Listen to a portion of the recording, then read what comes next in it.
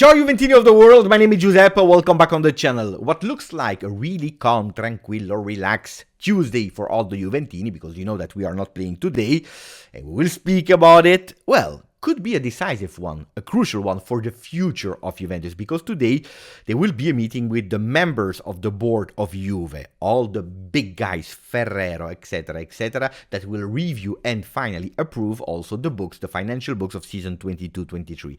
Why is it crucial? Why is it vital for the future of Juve? Because from there on we will understand a bit more, we have a bit more clarity about the way that Juventus can go to become again a top team, not only on the field, but also and especially priority, a financial stable team that can reinvest in the future and make the team also bigger in terms of mercato. But what will be the mercato of Juve in the next 2-3 sessions, 2-3 seasons, I will speak about in detail a bit later in today's video. But of course, I will tell you that this morning I was not happy at all. I was absolutely not happy because I opened Gazzetta dello Sport, I checked the front page, and what do I see? That there is not even a single image, not even a single sentence about our club, about Juventus Football Club. They are speaking about Milan, they are speaking about Inter, they are speaking about whoever, but they are not speaking about Juve for a simple reason, because today Champions League is starting again today with Milan that is playing against Newcastle, and then we have for example Paris Saint-Germain, Dortmund, Lazio, Atletico Madrid, Manchester City, to a team that I have never heard about, and so on and so on and so on. So big program. I'm pissed off. I am pissed off for a simple reason. When I continue opening Corriere dello Sport, I see Sognando Wembley, dreaming about Wembley, with Inter, Lazio, Napoli, three teams that totally deserved to play that edition of Champions League. That will be the last one with the usual format, groups, and then they go over with knockout stages, because you know it, from next season there will be a new format of the competition. And then you see Milan with Olivier Giroud that is representing the Rossoneri, where I'm telling to myself, it had to be Juventus, it had to be Dusan Vlahovic, because he already scored 4 goals in 4 games, so they are showing the big top scorers of their team. Dusan Vlahovic had to be there. Why? Because even if last year was not a nice one for Juventus, the performances were not great, it was not an entertaining season for Juve, at the end we finished in that top 4. Third, with the possibility even to become second at a certain moment of the season. We were second. We finished third and we are not participating. The image is annoying, because now on Tuesday and on Wednesday, or you watch the other teams, or you don't watch and you watch Netflix, for example. So an image damage that is huge. But not only that, because when later we'll speak about the finances that will be approved today, the future of Juventus, well, you know that not only in terms of entertainment, because you know it, on Tuesday, on Wednesday, after watching the game, we had a meeting point here on the channel live to speak about the good or bad result. Well, image, entertaining, but also the finances, they took it away from us, because you know it, we qualified to the top 4 and they took it away with a -10, and then a European competition ban with Khéphren, because even the Conference League we are not playing. And I get even more angry in a way when I see il vantaggio di Allegri, the benefit of Allegri, that is saying that now we will play 3 games in a few days, because there is that mid-game against Lecce, if I'm not wrong, on Tuesday or on Wednesday, the next one, next week, between Sassuolo and the other game. A benefit because from there on, Juventus will play once a week, while all the other teams will continue to play Champions League and have more energy spent on the field. Yes, I agree, in a way, but I will never call it a benefit. Never. Because I didn't digest it at the moment. I am still pissed off. I am still frustrated. I want a Juventus that is competing for the Scudetto, playing all competitions at disposal. The Scudetto, so Serie A. I want Coppa Italia when we start again in January. I want also to play a European competition called Champions League, because I totally deserve to play that competition. And in the meanwhile, competing for all this competition. I am a Juventino since a kid. Have always been used like that. Then, of course, at a certain moment you have to accept it. Not digest it, but accept it. We are not there. So let's take the positives out of it, and the positive indeed is that we will have a bit more energy. Is it enough to go and with a certainty say today that we will win the Scudetto? No. On the other side, On the other side, if you are looking at yesterday, where I made a video anti-Inter, for example, when we are looking at the pages since Saturday afternoon with the big loss of Milan 5-1 against Inter, they are all saying that we are maybe not favorite, but we are there in the run as the anti-Inter team that we are running. So ragazzi, I will not change my narrative today. You know it from the beginning of the season. I tell you that on paper, Inter is the big favorite, followed by Napoli, that is the Scudetto holder. Milan did a fantastic mercato with our money and the sale of Tonali that will play against them today. But on the other side, Juventus can start doing it. So I want to keep my feet on the ground, not dreaming too much, but still keeping a door open. On the other side, if Gazzetta, Corriere dello Sport, Tuttosport, the expert are still telling me and repeating me, Beppe, there is a possibility, then I start thinking about it.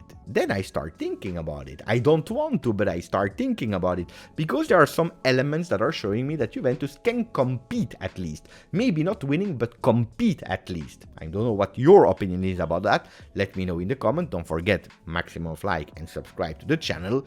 Let me know. If there is, maybe at the moment, not Juventus first in that ranking of Serie A, because you know it, we are second, 2 points behind Inter, there is another ranking where Juventus is winning at the moment. What ranking? Well, the ranking of the yellow cards, because if you're looking at how many yellow cards the team received after match day 4 that yesterday ended, you see Juventus leading that ranking together with Salernitana. 13 yellow cards for Juventus, that is first in that ranking, with the last one Cagliari with 3 yellow cards and 1 red card. 13 in 4 games. Juventus, if you're looking at how many fouls they committed 51 fouls. So that means 1 yellow card every 4 fouls. 3.91 if you want to be exact with the numbers. Disaster. It is a disaster. That means, or maybe Dusan Vlahovic was in a way correct when he said we have to take revenge of what happened last year and all the players are more aggressive or more crazy, or maybe it's another version. The referees are a bit more easy to show that yellow color card to the Juventini. At the moment we have no problem, but in a few games it can start to be annoying, because if Inter and Napoli, they have only 5 cards received at the moment, Juventus has 13, so the risk of suspension starts to be much higher for the Juventini. We are winning that ranking. That's not the ranking that I want to win. I want to win the ranking of Serie A. And how can I see some positives there? Because of the beautiful start of Juve. We wanted at the moment to have 12 on 12. If we could agree a draw, that would have been against Lazio. That win over Lazio was even more convincing. Unfortunately, that draw arrived against Bologna. But at the moment, we have 10 points. And if you are looking back since 2011, the season that we started with 10 points after 4 games, we have to go back to the 3rd season of Antonio Conte, where at the end of the season, he won the Scudetto, and the only season of Maurizio Sarri, the last time that we won the Scudetto. 10 points for Max Allegri, not his record, because he already did in the past, for example, 17, 18, 12 on 12, but when he had these kind of numbers, well, the future is speaking really well for Juve. The future looks like bright for Juve. So, of course, it's a bit premature to speak about it. We are only at match day 4. We'll have to show continuity starting already with the game of Sassuolo. And then, because I'm thinking about Scudetto, that word and so on, I start to spend, and actually, honestly, to waste some times in the morning instead of recording the video, going back to some strange things. For example, Empoli, that we have beaten 2-0, the best performance of the 3 first game according to Max, not a great entertaining performance according to the Tifosi. Well, Empoli lost 7-0 against Roma. They lost 7-0, and this morning they decided to sack the trainer in spot, Zanetti. Zanetti out. Who are they calling, or actually calling back, because it's the 4th time that he will train Empoli? It's Aurelio Andreazzoli, a coach that was a technical staff member of Zdenek Zeman at Roma in season 12-13. When Zeman was pushed away, they didn't go for a new coach, but they promoted him as a caretaker. First game of Andrea Andreazzoli as a coach in Serie A is playing against Juve and is winning 1-0. I remember that game really well. I was pissed off. You know it, if you know me since long time, you know how much I hate when the coach of whatever team is changed the game before. Do you remember last season with the coach of Monza, ex-Juve player? that at a certain moment is changed with Monza at 0 points, and then they win against Juve, their first historical win in Serie A. Disaster. Paladino, disaster. Well, it's not the first time it happens in history. And if we are going into the statistics of Andrea Azzoli with Empoli, when in 17-18 in December he's appointed as manager of Empoli, he starts with a draw against Brescia. From that moment on, he's winning and drawing all the games, but he's not losing any game, where at the end of the season he's winning Serie B. The last time that he entered at Empoli in the middle of the season, it was actually the first game against Frosinone, and he's able to beat 2-1 Frosinone. So it's a coach that we can say he has the ability to quickly find the right words, the motivation and the tactical changes, so that the first game that he's playing, he's winning it, or at least not losing that game with Empoli and with the team that he coached. Now, why am I speaking about Empoli? You will tell me, Beppe, we already played against them. What are you speaking about? On Sunday, they are playing at 12:30 p.m. against Inter at home of Empoli. Can Andrea Azzoli do the magic again? Let's see, let's wait, let's be patient, because if we are able to do our job later that day against Sassuolo, then the story starts to be really beautiful. But let's not dream too much, because probably I wasted 30 minutes of my morning today to actually speak about a 4-0 win of Inter. Let's see. Anyway, speak again about Juve after 11 minutes. Tutto sport. Il futuro della Juve, with the E that is actually showed in a dollar, in a euro sign. Why am I speaking about it? Because I already told you today the financial books 22-23 will be approved. We already spoke about it a few days ago. I told you from more than 200 euro negative, we are about to approve a negative sheet of 115 million euro. That is not beautiful. That is not something that you have to show the world and saying how proud you are about that 115 million euro loss. But on the other way, if you are looking from where we are coming and all the savings that Juventus is doing, you can already start to say, okay, we are on the right track with what we started not last season, but already 2 seasons ago. What are the options now for Juventus' future? The first one, we already spoke about it, was or is to sell the club with a new owner that is injecting a lot of money and started from there. The club and Exor ownership already denied that option, so let's put that one away. Let's forget about it from now on until the future. In the future, we never know. Second option is a capital increase from external partners. I don't know who. Saudi Arabia, maybe a partnership with a minority entry, minority that can still put you a lot of money in your books. Or you have, for example, the American ones like Amazon, Apple, the ones that are all circulated. Again, that voice as well has been at the moment denied. Truth or fake denying, we don't know at the moment, but that could be a possibility, an option for Juventus. The third one, of course, is capital increase by yourself, as we already did with John Elkann pushing money into the club. We already did with 700 million. We could possibly do it again.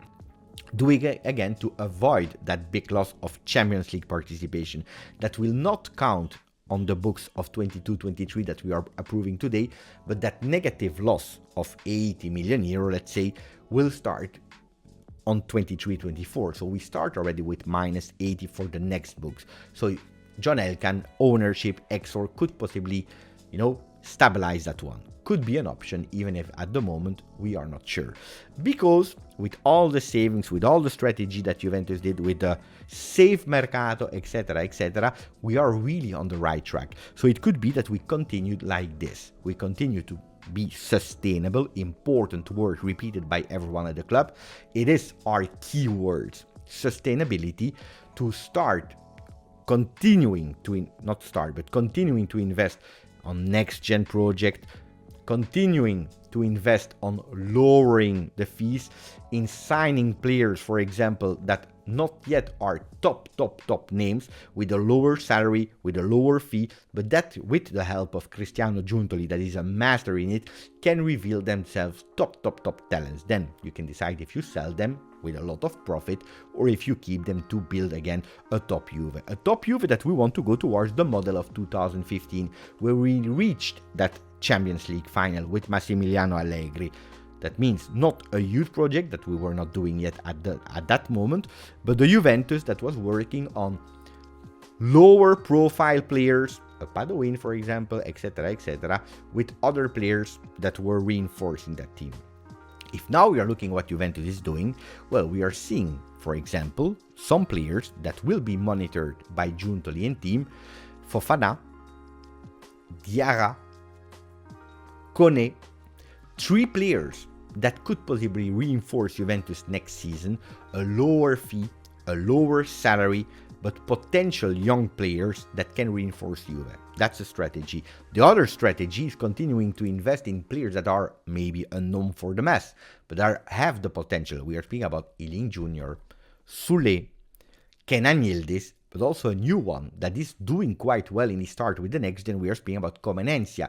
Comenencia that already scored his first goal from his first start with Juventus next gen, that can reinforce that team. Lower fees, lower values, and a player that you can invest and that can become in the future a first team player. And if everything is going well with cheap unknown players with a lot of potential coming from the first team, from the other side of the world, with some players that are promoted from the next gen, then maybe you can go towards the big dream that is called Khéphren Thuram, because Daniele Longo spoke about it yesterday, saying the big objective, the big priority for the next summer, not the winter, but in the next summer from Juventus is still Khéphren Thuram, where you will have to pay a bit more, but the salary is still lower than top known players. That's the strategy for the future of Juventus. Let me know what you think about it. Are you still frustrated that you will not participate to the Champions League this year? Let me know about the future of Juve, the strategy of Juve. I know that a lot of you are maybe thinking, Beppe, just sell the club, bring cash money in from Saudi Arabia or from America or whatever, so that we can invest immediately. But it's not always the right decision. Look at all the Premier League clubs that are in difficulty today, because you have one thing is managing with only one objective is to making profit and in the future resell it. Then you have people that are buying a club for their own ego, to say we are there, we are the best one, but have absolutely no idea about management.